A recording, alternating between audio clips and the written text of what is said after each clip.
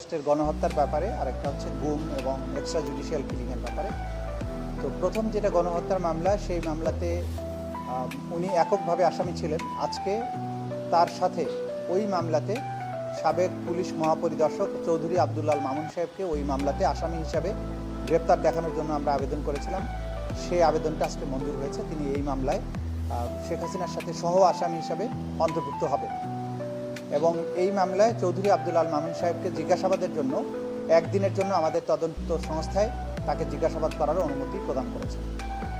এটা ছিল চৌধুরী আবদুল্লাল মামুন সাহেবের সাথে রিলেটেড প্রসিডিংস।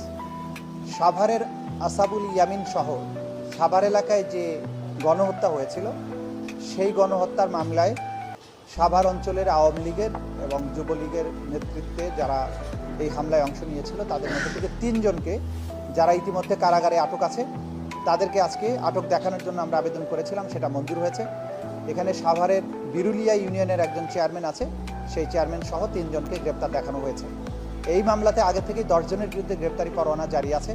তার মধ্যে একজন গ্রেপ্তার আছে, আর এই বাকি 3 জন আগে থেকেই গ্রেপ্তার ছিলেন, তাদেরকে এই মামলায় গ্রেপ্তার দেখানো হলো আজকের আদেশের মাধ্যমে।